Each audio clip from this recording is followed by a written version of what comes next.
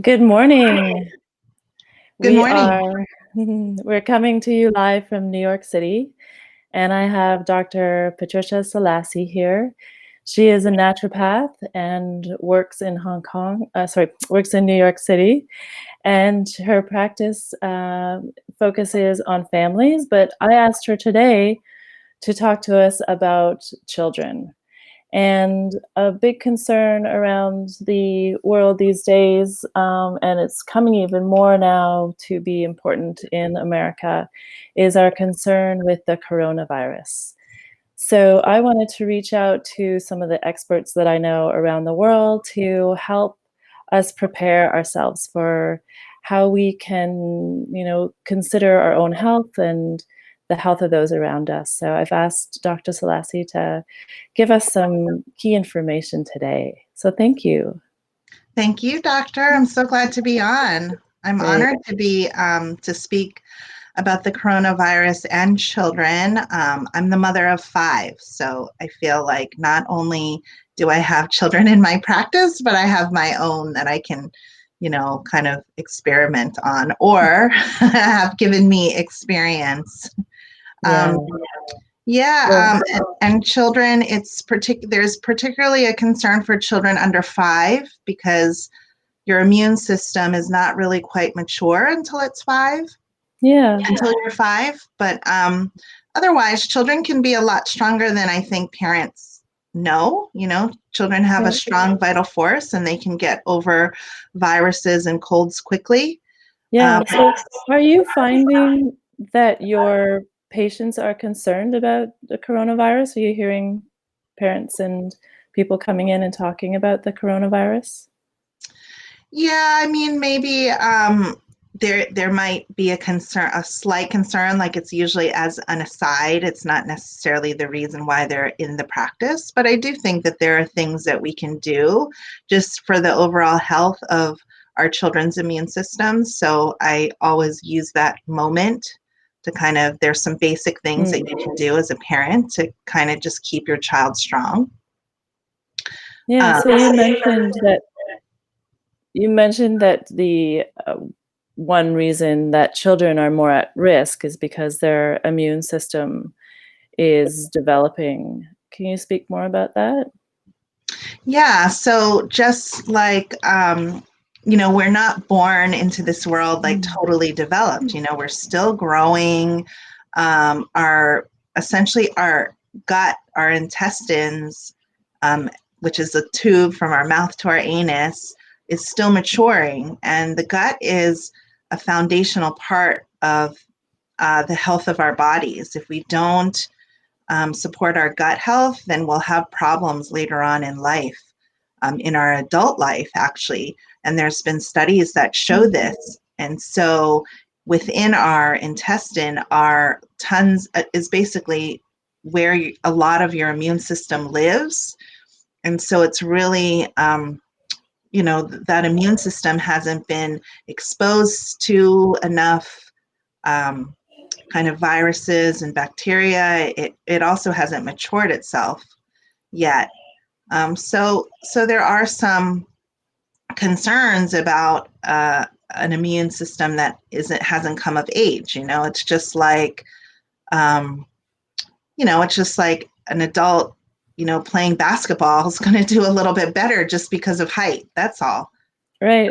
So what types of things can we do to support our children's immune systems? What foods can we eat and lifestyle choices that will help them, as be as strong as they can be before they are fully developed? And also, as you mentioned, which I think is so important for people to realize, is that this really is about our future. It really is about creating a healthy being for the future as well. Yes, totally. I heard someone say the other day that I'm not, and I wish I could give the woman credit, but I don't know her name offhand, but she said something like, we're not raising children, we're raising adults. So absolutely, this is the foundation, and lifestyle in true naturopathic fashion is lifestyle, and lifestyle habits is the way that you basically raise a strong, healthy body. I think the first thing that I always think diet is a foundational modality of health.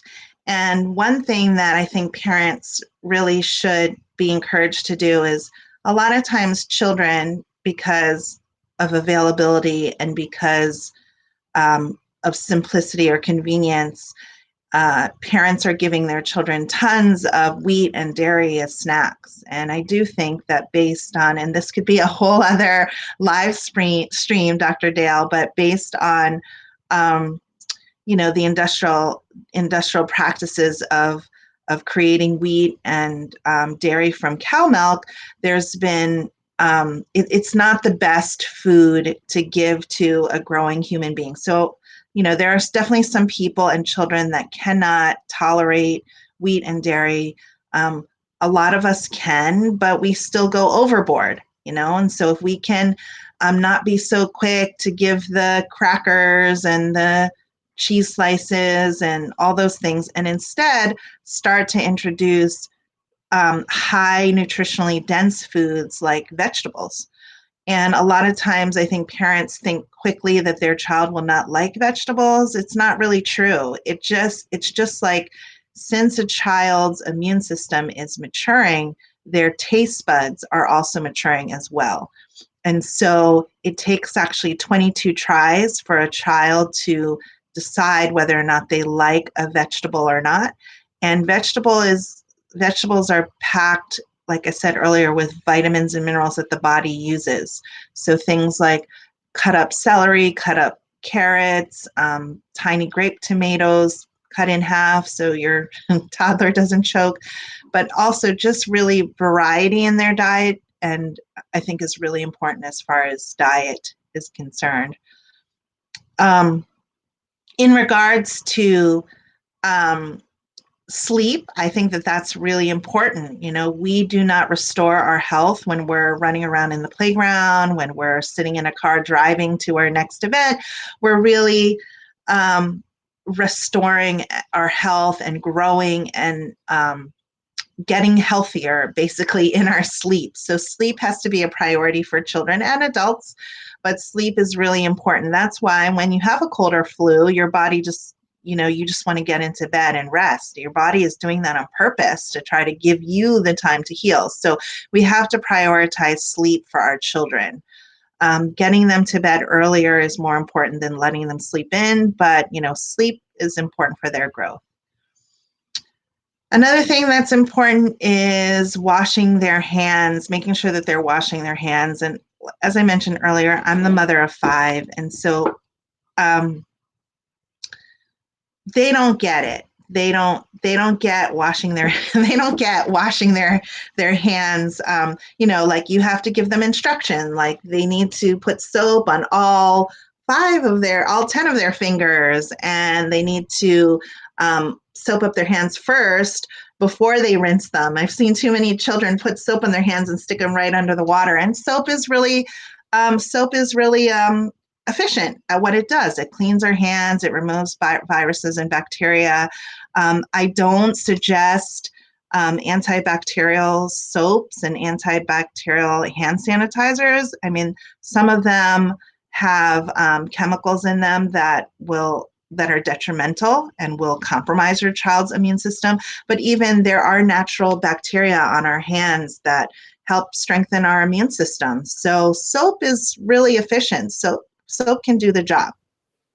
Wow, that has been so useful, those 3 tips, and things that, you know, in a way seem very simple, but when you have children, it becomes extremely complicated. I only have 2 myself, but yeah, those are just really, again, you can feel how it's going to be beneficial for these beings as they grow, and I love that you're mentioning as well how there are beneficial critters living on our bodies as well, that Yes. being completely sterile is not going to prevent us from getting illness. So encouraging kids to play to get a little bit dirty, but then of course to be cleaning up before before they're eating and when they do go before they go to sleep and all that. So yeah, so those Yeah. are fabulous tips. And how about just one last suggestion that would be something that they would probably have to come to you for support with, or seek out help from another naturopath or another healthcare practitioner? What do you think that parents could focus on in that area? So I think that where it's really beneficial for you to come and see a naturopath is really in this day and age. I'm a firm believer of, I mean, lifestyle is the foundation, as I just mentioned, but also supplements and using herbs as medicine, I think is really important. We have that as tools, and our society is such that, oh, my child is sick, I'm going to run to the pharmacy. But honestly, we've got so many plants and things that in hand that can help us and help our children grow. And I think we need supplements. Like, I don't think our food is as good. I do, for example, suggest things like probiotics, which is the beneficial bacteria that you take as a supplement, because we have some sterility with some bacteria that, so I think that, but at the same time, I think that with the internet and everything, supplementation use can get really confusing. And there are interactions. There are interactions with medications. There are herbs and plants that you might use for a moment, like maybe while you have a cold or a flu, but then you need to take a break from it. And then there are vitamins and minerals and things that you want to take every single day to keep your child's immune system strong. I mentioned probiotics. But I think a multi and a fish oil and vitamin D are foundational nutrients. But if you have any question about strength or kind of the delivery system, or how much to give for your 2-year-old versus how much to give for your teenager, these are all really important things that a naturopathic doctor or a healthcare provider who knows about vitamins and minerals can help you with. Great. Yeah, thank you. And so how can people get in touch with you then? How can they reach you if they are ready and recognize the need to come and see a naturopath? Right. And my name is Dr. Selassie, and my website is the same. It's Doctor spelled out, which is DOCTOR, and then SELASSIE, drselassie.com. And there you can find out more about me and my phone number and contact information. I'm here in Brooklyn, but like Dr. Dale, I can see people over the phone or over video, but I'm here in Brooklyn, New York. I also have a book coming out called Aging Brilliantly, which is coming out March 10th. So just a little shameless plug. And I am a eczema sufferer. I'm the daughter of a medical doctor who had eczema basically my whole life as a child, from maybe birth until age 22. So I do see a lot of children with eczema if you're dealing with that. Great. Good to know. Thank you. So thank you Yeah, thank so you, much. Dr. Dale, for putting this together. I think that this is a great way to inform people about the coronavirus and stop, the hysteria. And it's a really powerful thing that you're doing, Dr. Dale, and I really appreciate it, and I'm happy to be a part of it. And thank your listening audience for tuning in. Thank you. My pleasure. Thank you so much. Be sure to contact Dr. Selassie with any of your questions.